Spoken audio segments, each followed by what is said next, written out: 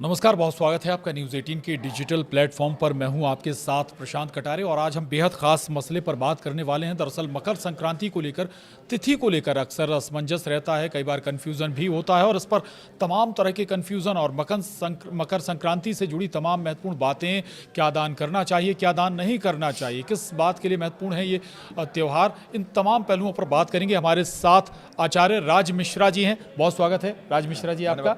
जी आचार्य जी, एक सवाल अभी भी फिर कौंध रहा है कि भाई मकर संक्रांति कब है, ये कन्फ्यूजन आता क्यों है। दूसरा, थोड़ा सा क्लियर भी करिए किस दिन है और क्यों उस दिन को हो रही है। देखिए, सबसे पहले प्रशांत जी एक चीज ध्यान रखना चाहिए, क्यों ये कंफ्यूजन होता है। हमेशा जब सनातन त्योहारों को लेकर बात की जाती है ना, तो ये कंफ्यूजन चाहे वो दिवाली हो जाए, कई बार होली के अंतर्गत, जन्माष्टमी के अंतर्गत ये होती है। क्योंकि जब भी सनातन तारीखों को ना आप जो हमें अंग्रेजी जो पश्चिमी तारीखें मिली है उनके साथ मिक्स करने के कारण ही ये कंफ्यूजन सदैव क्रिएट होती है। क्योंकि सनातन हमेशा तिथियों के बल पर चलता रहा है, जिसके हमेशा साक्षी सूर्य को मान लिया जाए, चंद्रमा को मान लिया जाए। आपकी तिथियों को सूर्य चंद्रमा कंफर्म करते हैं कि ये तिथि अब है। अब हम उस तिथि को जब कन्वर्ट करने की कोशिश करते हैं इंग्लिश तिथि के अंतर्गत, तो फिर दिक्कत होती है। अच्छा, संक्रांति क्योंकि तिथि का भी विषय नहीं है, ध्यान रखिएगा। संक्रांति ना तो तिथि का विषय है और ना ही तारीख का विषय है। ऐसा जनरली रहता है कि सूर्य जो है एक महीने के अंतर्गत अपनी एक पूरी साइकिल को पूरी कर लेते हैं, एक परिक्रमा कर लेते हैं। एक अंश, क्योंकि सूर्य रोज अपना परिवर्तन करते हैं, एक अंश वो रोज चलते हैं। 30 अंश की एक तिथि होती है और वो 30 अंश पूरा होता है, तो सूर्य उस पर पहुंच जाया करते हैं। तो ऐसे कंडीशन के अंतर्गत, क्योंकि जनरली ऐसा होता है कि सूर्य 12 तारीख, 13 तारीख, 14, 15 और कई बार 16, ये आप देख लीजिएगा, इन 4 तारीखों के अंतर्गत बदलते हैं। बाकी संक्रांतियों को इतना महत्व दिया नहीं जाता है। मकर संक्रांति और कर्क संक्रांति को ज्यादा महत्व दिया जाता है, इसलिए इस दिन उसका विशेष ध्यान रखा जाता है। अब क्योंकि इस बार जो कंफ्यूजन है वो कंफ्यूजन कोई भी नहीं है, कंफ्यूजन हुई किस लिए है उसका कारण है एकादशी का पड़ जाना। खटतिला एकादशी भी पड़ गई क्योंकि 14 तारीख चावल आप खा नहीं सकते हैं। चावल आप खा नहीं सकते। अच्छा, खिचड़ी, क्योंकि अलग अलग खैर प्रदेशों में अलग अलग नाम है, लेकिन मकर संक्रांति में खिचड़ी खाने का विशेष नियम है। अब खिचड़ी बनती चावल से है, तो लोग कंफ्यूजन में है कि भाई चावल खाया जाए या ना खाया जाए। अच्छा, दूसरा एक और रीजन है, क्योंकि सूर्य का जो परिवर्तन हो रहा है, मकर संक्रांति होती है सूर्य के परिवर्तन से। सूर्य का परिवर्तन सायंकाल में हो रहा है 3:06 पर। कई पंचांगों में 3:30 बजे का समय दे दिया गया है। तो अब लोग इस कंफ्यूजन में भी है कि भाई शाम को सूर्य परिवर्तित हो रहे हैं, तो ऐसे परिवर्तन में वो 14 को मनाया जाए या 15 को मनाया जाए। लेकिन दुविधा तो हो गई ना आचार्य राज मिश्रा जी, खिचड़ी की। भाई अगर खिचड़ी बनेगी तो उसमें चावल तो पड़ेगा ना, और चावल एकादशी को जो लोग नहीं खा रहे हैं तो फिर उनके लिए नहीं, जो नहीं, किसी को भी नहीं खाना चाहिए। ठीक है, और उसका प्रॉपर तरीके से एक नियम है। मकर संक्रांति अपना एक बहुत महत्वपूर्ण त्योहार है। श्री रामचरितमानस के अंदर गोस्वामी तुलसीदास जी ने कहा कि माघ मकर गत जब जब होई, तीरथ पति आओ सब कोई, देव दनुज किन्नर नरसेनी, सादर मज्जहि तक सकल त्रिवेणी। यानी सूर्य का मकर में प्रवेश अपने आध्यात्मिक, अपने आत्मिक जागृति का समय है। सूर्य जब मकर में प्रवेश करते हैं तो देवताओं का दिवस प्रारंभ होता है। ऐसे परिस्थिति के अंतर्गत अगर एकादशी तिथि भी उस दिन आ रही है, तो ऐसा जरूरी नहीं कि हम धान के चावल का ही प्रयोग करें। हम समा का चावल, जो कि व्रत में जनरली यूज किया जा सकता है, अगर आपको खिचड़ी ही सेवन करना है तो आप उसका खिचड़ी सेवन कर सकते हैं। आपको क्योंकि एकादशी की जो मर्यादा है उसको भी फॉलो करना है, इसलिए आपको मकर संक्रांति, जो कि 14 तारीख को मनाई जाएगी, क्यों मनाई जाएगी मैं उसको भी क्लियर कर देता हूं पहले। क्योंकि नियम है कि जब कर्क की संक्रांति होती है तो कर्क की संक्रांति में सूर्य परिवर्तन से करीब करीब 30 घड़ी पहले जो है उसका पुण्यकाल प्रारंभ हो जाता है। मकर संक्रांति में ये नियम है कि सूर्य के परिवर्तन होने के 30 घड़ी बाद तक जो है वो पुण्यकाल रहता है। इसको किसी ब्रह्म वैवर्त पुराण के अंतर्गत देख लिया जाए, भविष्य पुराण के अंतर्गत देख लिया जाए, वृद्ध वशिष्ठ के अंतर्गत देख लिया जाए, ये सभी चीजों में इसी बात का पूरी तरीके से वर्णन है। अब सूर्य क्योंकि 3:30 बजे करीब 3:06 पर प्रारंभ होंगे, 2.5 घड़ी का 1 घंटा होता है, 30 घड़ी का मतलब हो गया 12 घंटे। यानी अगले दिन सूर्यास्त से, सूर्य उदय से पहले रात्रि को, अगर मैं 15 तारीख की बात करूं तो अर्ली मॉर्निंग 3:30 से पहले पुण्यकाल खत्म हो जाएगा। सूर्यास्त से पहले, क्योंकि सूर्य परिवर्तन हो जा रहे हैं, संक्रांति प्रारंभ हो जाएगी, तो ऐसे परिस्थिति में 14 तारीख को ही शास्त्र सम्मत मकर संक्रांति मनाने का प्रावधान है। शास्त्र सम्मत 14 तारीख को ही किसी भी विद्वान के पास ये काट नहीं हो सकता है कि मकर संक्रांति 15 को मनाई जाए। अब दूसरा इंपॉर्टेंट विषय रहा कि हाँ, फिर चावल नहीं खाया जा सकता है, तो हम खिचड़ी कैसे खाएंगे और फिर मकर संक्रांति हम मनाएं कैसे? तो क्योंकि मकर संक्रांति में स्नान का विधान है, मकर संक्रांति में दान का विधान है, मकर संक्रांति में मंत्र चैंट का विधान है, भगवान की आराधना का विधान है। ऐसे परिस्थिति के अंतर्गत आपको जो धान का चावल इत्यादि है या अनाज दान इत्यादि है, वो आपको 14 तारीख को नहीं करना चाहिए, दान नहीं करना चाहिए। 14 तारीख को सबसे शुभ संयोग 35 वर्ष के बाद जाकर के इतना शानदार संयोग पड़ा है कि एकादशी, खटतिला एकादशी और मकर संक्रांति एक दिन पड़ रही है। इसका महत्व क्या? आपने संयोग का जिक्र कर दिया, यहाँ पर ये संयोग बन रहा है, विशेष संयोग, इसके क्या लाभ होंगे जनता या कहीं जो भक्त हैं या जो श्रद्धालु है या हम लोग हैं, उसका क्या लाभ उठा सकते? उसका मैं लाभ और ग्रहों के संयोग पर थोड़ी चर्चा करूं, लेकिन मैं उस विषय को पहले क्लियर कर दूं जो मैं दान की बात कर रहा था, कि लोग कहेंगे ये आधा रह गया। तो इसीलिए आप तिल का दान विशेष रूप से 14 तारीख को कीजिए। तिल के साथ साथ फ्रूट का और वस्त्र इत्यादि का दान आप 14 तारीख को श्रद्धा पूर्वक कर सकते हैं। ठीक है। चावल दान करना है तो समा चावल का दान कर सकते हैं, समा चावल की खिचड़ी वगैरह खा सकते हैं। नेक्स्ट डे यानी थर्सडे को आप आराम से पूरा जो भंडारा करना चाहते हैं, जो कुछ करना चाहते हैं, आप उसको आराम से 15 तारीख को कीजिए, उसमें कोई दोष नहीं, यह संयोग है। अब आपने कहा कि इस संयोग का लाभ क्या होगा? प्रशांत जी, आपको बता दूं, इस प्रकार की इस बार जितने व्रत त्योहार पड़ रहे हैं वो अपने आप में यूनिक हैं। सिर्फ मैं 2026 के व्रत त्योहार की बात कर रहा हूं, इनका अगर श्रद्धा से पालन किया जाएगा तो जीवन परिवर्तन हो जाएगा। इस प्रकार का संयोग है और उसका कारण है क्योंकि बृहस्पति 12 वर्ष के बाद एक बार उच्चस्थ परिस्थिति के अंतर्गत जाते हैं और 12 वर्ष बाद ये होने जा रहा है कि 2026 के अंदर बृहस्पति एग्जॉल्टेड होने जा रहे हैं। साथ में 3 बार राशि परिवर्तन करेंगे, मिथुन में जाएंगे और उसके बाद जाएंगे। तो ये कब तक उच्चस्थ रहेंगे ये भी बता दें आप। जून में, खैर उच्चस्थ तो जून के अंदर जाएंगे, अभी मिथुन राशि में स्पेशली गोचर कर रहे हैं। लेकिन इस बार की मकर संक्रांति क्यों खास है? यानी 14 तारीख से पहले मटेरियलिस्टिक हैप्पीनेस के कारक जो संसार में सुख देने वाले ग्रह सांसारिक सुख के लिए कहे जाते हैं, वो शुक्र 12 तारीख को ऑलरेडी मकर में प्रवेश कर चुके हैं। ठीक है। 15 तारीख यानी मकर संक्रांति की एक दिन बाद मंगल जाकर के करीब 1.5 वर्ष बाद उच्चस्थ हो जाएंगे। इस समय शनि जो कि कर्म के कारक हैं, वो बृहस्पति धर्म के कारक ग्रह के घर में गोचर कर रहे हैं। तो इनका कुछ नुकसान होगा या फायदा होगा या फिर व्यक्ति के जीवन पर फायदेमंद परिस्थिति? ये जो संयोग बन रहा है, संयोग बन रहा है और भाई, अगर गुरु का आप बता रहे हैं, जो मैं संयोग सबसे पहली बात, मकर संक्रांति पर ऐसा शायद करीब 100 वर्ष बाद एक संयोग बन रहा है जब मकर संक्रांति के दिन स्पेशली सर्वार्थ सिद्धि योग भी होगा। यानी कोई भी दान अगर आप करते हैं, कोई पूजन करते हैं, कोई मंत्र चैंट करते हैं, कोई यज्ञ करते हैं, तो सर्वार्थ सिद्धि योग का मतलब है कि उसमें आपको सिद्धि की प्राप्ति होती है। इस दिन जो कार्य आप करते हैं उससे आपको सफलता की प्राप्ति होती है। मकर संक्रांति वही दिन है जिस दिन आज श्री रामचरितमानस या भगवान राम पर इतना सारा विवाद होता है, लेकिन मकर संक्रांति वो दिन है जब यज्ञवल्क्य जी से भारद्वाज जी ने सर्वार्थ सिद्धि योग का जिक्र कर दिया, तो वो तरीका भी बता दीजिएगा हमारे दर्शकों को। जी, सर्वार्थ सिद्धि योग पर सिंपल काम करना है क्योंकि 8:24 से ही जनरली पुण्यकाल प्रारंभ हो जाएगा मकर संक्रांति का। तो प्रातः आप उठिए, श्रद्धा पूर्वक स्नान कीजिए। अगर आप तीर्थ में जाकर स्नान कर सकते हैं, गंगा जी इत्यादि में, परफेक्ट है। नहीं पॉसिबल है तो बड़ा सिंपल काम आपको करना है, घर में पानी में गंगा जल डालिए और गंगा जल डाल करके गंगा जी का स्मरण करते हुए स्नान कीजिए।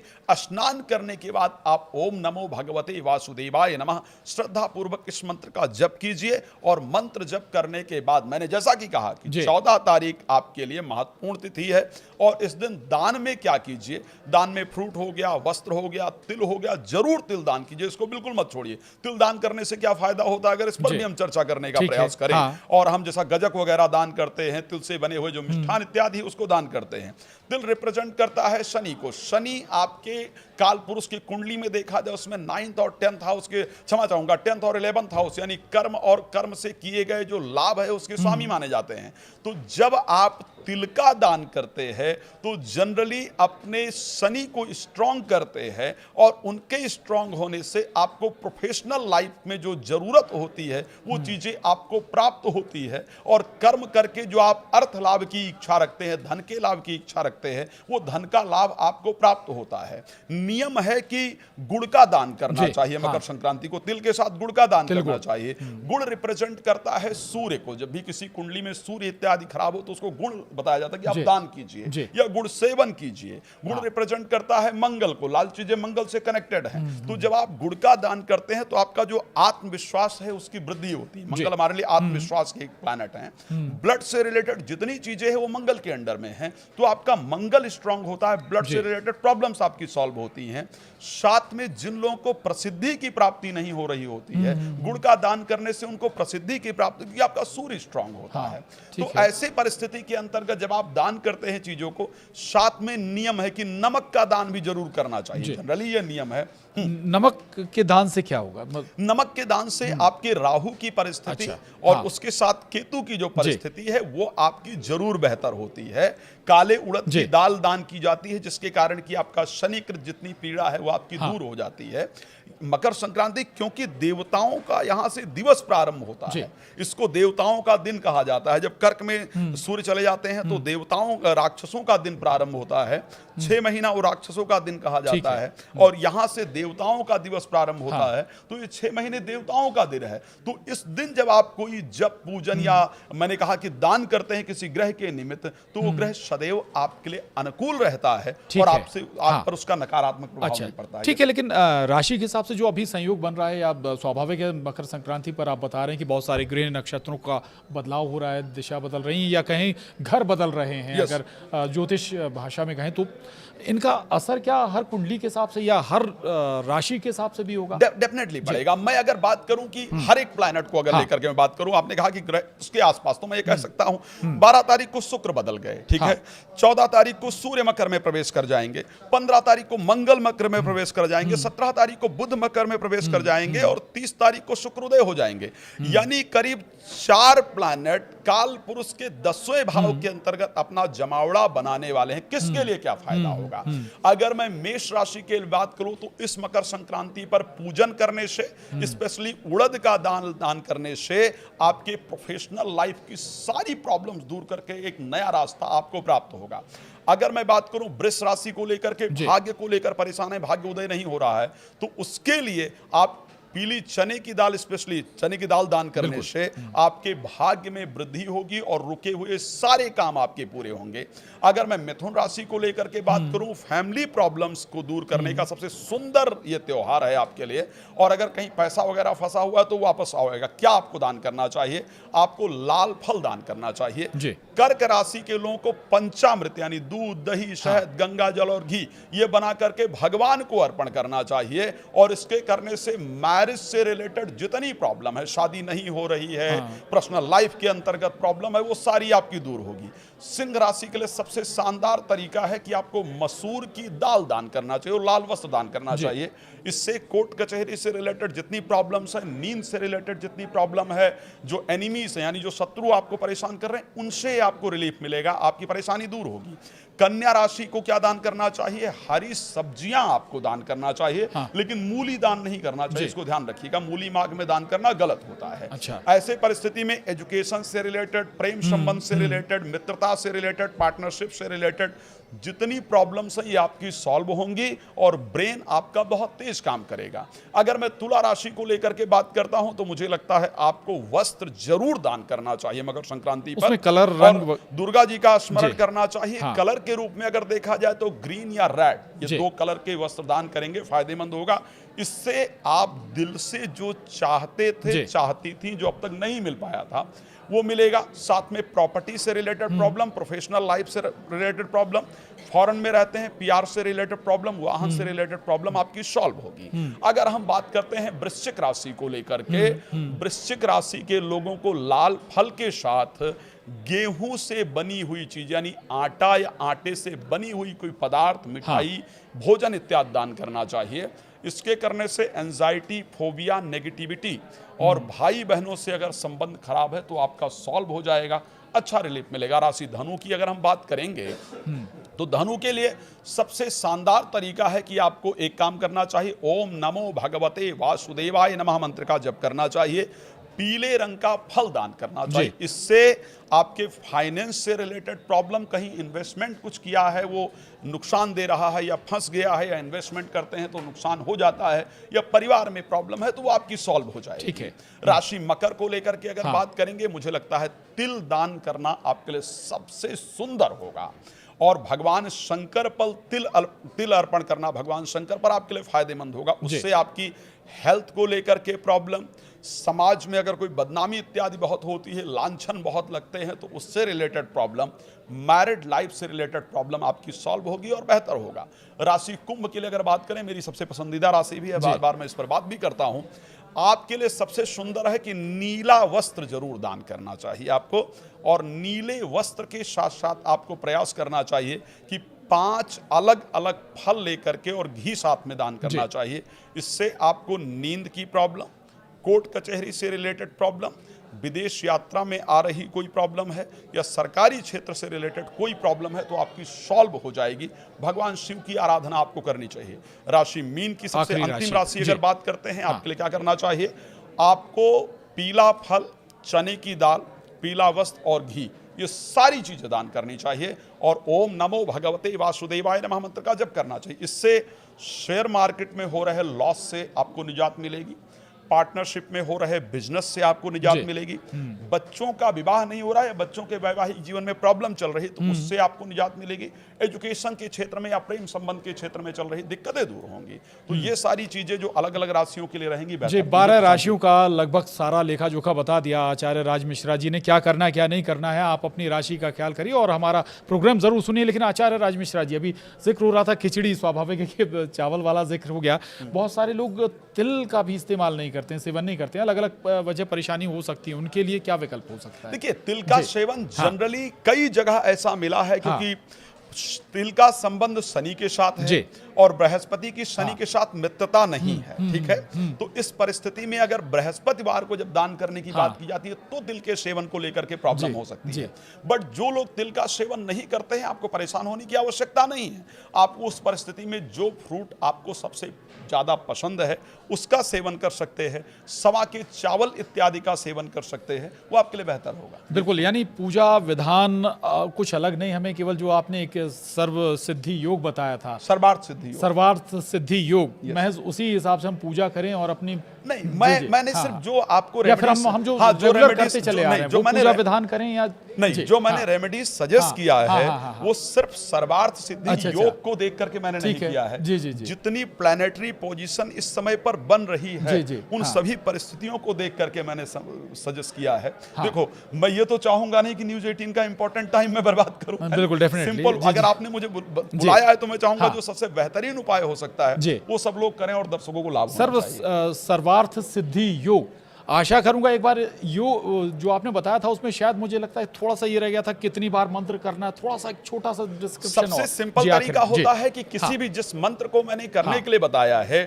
108 बार किसी भी मंत्र को करने का विधान है, कम से कम 108 बार मंत्र को करना चाहिए। और सबसे सिंपल है कि ओम नमो भगवते वासुदेवाय नमः, अगर आप कोई मंत्र नहीं कर पाते हैं तो ओम नमो भगवते वासुदेवाय नमः बैठ करके 108 बार कर लीजिए, वो भी आपके जीवन को परिवर्तन करने के लिए सबसे सुंदर होगा।